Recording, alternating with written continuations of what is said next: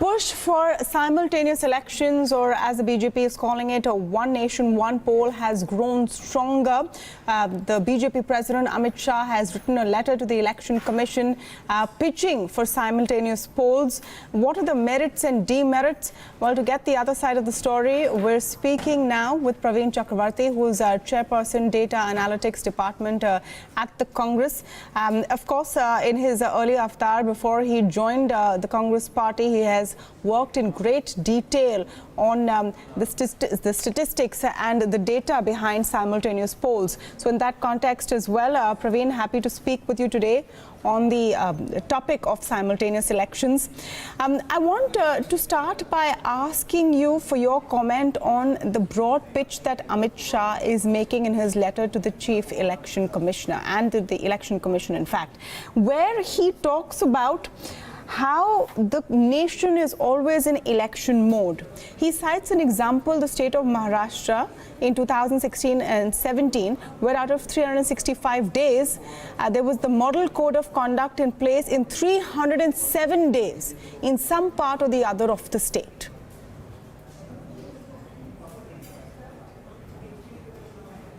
Okay.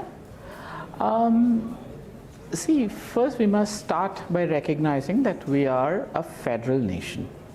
We are a federal nation with federal legislatures and local body elected representatives to local bodies. So we must first recognize that and accept that. If we accept that as a premise, this idea that there are elections constantly will perhaps be true in any part of the country. But why is that a problem? That's something actually to be proud about and cherished, because we are a truly representative democracy right down to local levels of government. So this notion that because there is a panchayat election in some village and a Vidhan Sabha election and a Lok Sabha election, and hence we must combine all these elections, sounds a little farcical actually, because that's the way all representative federal democracies work. No, what's the problem if they're held together? It is not as if it takes away the right of the voter. Is the concern that the voter may get confused and not be able to differentiate whether she wants to vote a different party at the local level and different party at the state or the national level? What is the prime concern?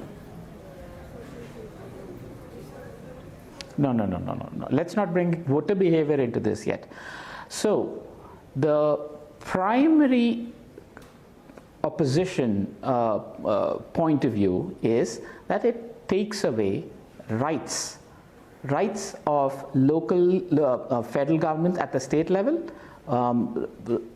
elected bodies at the local, elected governments at the local body level. And what is that right? Let's say I'm an elected chief minister of a particular state, and let's say for some reason I can dissolve the assembly and call for fresh elections for whatever reason. The reasons could be valid, the reasons could be anything. Under Article 172, I have the powers to dissolve my assembly and call for fresh elections. That is today allowed, and that is truly a right that the state legislature enjoys. By forcing them to go to elections simultaneously with the center, why should we remove the rights of the states to dissolve assemblies and call for elections, but the center can keep the right? So it's an attack on federalism. It's an attack on federal powers.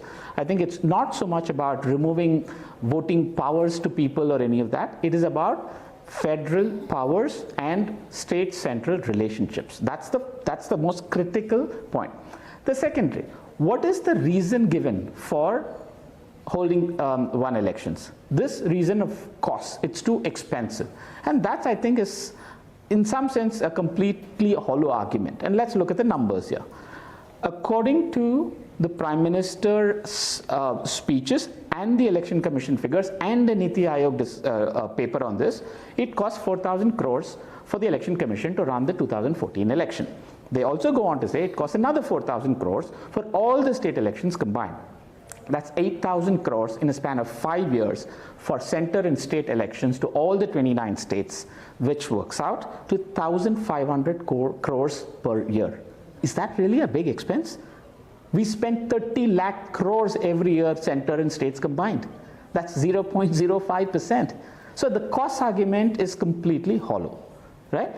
So then what is the other argument? That we are in a permanent campaign mode and the model code of conduct leads to policy paralysis. Now tell me, in an era of cooperative federalism and more powers to the states, why should a model code of conduct for election in, say, West Bengal affect any project or development in, say, a state of Tamil Nadu? Why? I mean, what is the connection between a model code of conduct in West Bengal to any project in Tamil Nadu? So the model code of conduct argument is also farcical. So then what is the reason? The reason presumably is because there are two people that want to campaign throughout for every election, from local body elections right to the Lok Sabha elections. And because there are elections held disparately, their time is held up in campaigning for these elections. But let's not change the basic constitutional structure of the country for the sake of two people. I want to come to the point you made about an attack on federalism. So in a lot of permutations and combinations that have been discussed and debated about what happens if a state assembly needs to be dissolved earlier, one option that has been put forth is that if a chief minister or a party wants to dissolve its government, they can go ahead and do that. But for the interim period, the gap period, that state would be under president's rule. And then the next election cycle would again sync with when the nation goes to elections. Is that a workable solution at all in your view? But why? I mean, why come up with solutions like this when there is no problem in the first place? So if a state assembly gets dissolved and the state has to go in for fresh elections, so what is the problem there? So, okay, let me give you some of the counters that Amit Shah has talked about in his letter. And one of them, where he talks about the model code of conduct, is his argument is that because of the model code of conduct and because parties know when the next election cycle will begin, they start announcing populist measures. And instead of focusing on policies that will help their states progress, they come down to announcing policies which would garner them more votes, which at the end of the day hampers development. Do you not think that there is some essence of truth in that argument? We do often see state governments pull out all the stops to try and win the next election without really a lot of focus on what long-term benefits those measures will give the state. That sounds like an argument against electoral democracy itself. I mean, that's just bizarre, to argue that a certain incumbent government or political parties will behave in a certain manner for elections, and hence elections should not be held too often. I mean, doesn't that sound like an argument against electoral democracy in itself? So why have elections at all? So why don't we just have this long-term 30-year view for policy making and have somebody sit in Delhi and make that policies for the country? I mean, that just sounds completely ridiculous to me. Let's come to voter behavior, because you have done some detailed work, Praveen, on how voters behave when they vote in simultaneous elections. And we do have that precedent in India. I think from 52 to 67, if I'm not mistaken, there were simultaneous elections. Is the voter behavior something that would truly concern opposition parties based on this data? In 52 to 67, simultaneous elections were not by design, but they were by consequence. Because we became a republic at one day, and then we decided that we will hold elections every 5 years, and hence the cycle started. It broke naturally, again, not by design. So let's not conflate what happened between 52 to 67 and what we are trying to do now. Okay, so now there is a design for concurrent elections. Back then, it was consequential, right? So that's number one. The question about voter behavior, and see, that is purely empirical research work, and voter behavior, all I kind of argued, or showed rather, was that there is an impact on voter behavior when elections are held simultaneously versus when elections are held even 6 months apart. That was a matter of academic curiosity. I am not arguing or saying that that is a reason why we should not have concurrent elections or have concurrent elections. I think the voter behavior part is just external to this entire issue on hand. But I'm just, my research showed, which was interesting, I thought, and that's why I put out the finding, that when elections are held simultaneously, 77% of the voters tend to choose the same party for both the state assembly and the Lok Sabha. When elections are held even 6 months apart, this number drops to 61%.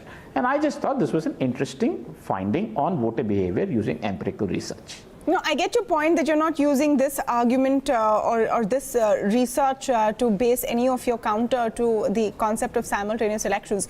But could this be playing into the push for simultaneous polls? Because let's come back to the current context of what we're seeing. We have 3 major states going to elections by the end of this year. There has been a lot of talk about advancing the Lok Sabha elections. We don't know what that's going, if that's going to happen. Would it, in your view, politically suit the BJP's purpose to have simultaneous elections? That's conjecture on my part, Taman, and I'm not here to suggest that there is a political motive or it would politically suit the BJP or the Congress or any of that. Not yet a politician, I think the primary reason. Do you want me to be one? I think the primary reason for this entire discussion and debate is the fact that the campaigner-in-chief of the country for everything from a municipal election to a state election to a Lok Sabha election also happens to have the job of running the country and governing this $3 trillion economy, which he's perhaps finding it hard to do. My simple submission is, elections or no elections, he would anyway find that hard to do. All right, we'll leave it at that. Thank you so much, Praveen Chakravarty, for speaking with us today.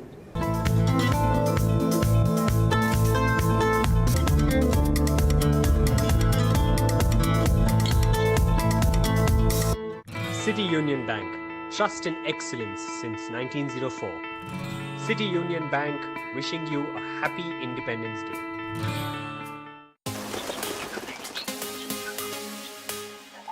Dreamers, they're everywhere.